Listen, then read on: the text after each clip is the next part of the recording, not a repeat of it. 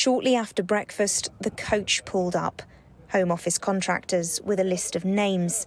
Men being removed from this hotel and taken to the Bibby Stockholm. To his relief, this Syrian asylum seeker wasn't on the list. The Home Office tried to move him onto the barge last week, but his lawyers intervened. Their argument was about the age and about physical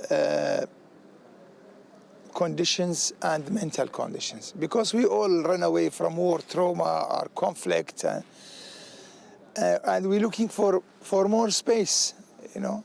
So if you put me in and squeeze me in smaller place, you are putting me back to that small room where I was hiding and ISIS were attacking our area. The Home Office says that asylum seekers get no choice over accommodation. But the Bibby Stockholm plan is so unique and controversial, lawyers have been helping to prevent people from boarding. You haven't deterred him from coming. He's already here. Yeah, you're using him as just a showpiece, in effect, and you're taking him out of somewhere where he's stable, or somewhere where he's used to, has a network, has an environment, maybe even blended in, and you're putting him on literally on a floating sort of detention centre. More than 50,000 migrants and asylum seekers are being put up in hotels like this one, costing taxpayers more than £6 million every single day. The government is hoping that by using places like the Bibby Stockholm, they can save some money and placate local communities. We live opposite the hotel, so I think a lot of the neighbours were unhappy about the fact that we weren't consulted.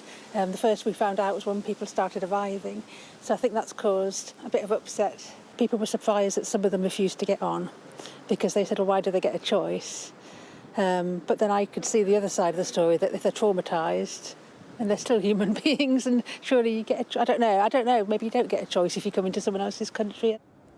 On Monday, Sky News spoke to another man staying at this hotel who'd refused to move to the Bibby Stockholm. He got a letter saying that if he didn't go, he could lose all support. And when the coach left for Dorset this morning, he was on board. Hundreds more are expected to follow, though it'll be far short of the 170,000 backlog of men, women and children waiting to be granted asylum. Rachael Venables, Sky News, Bournemouth.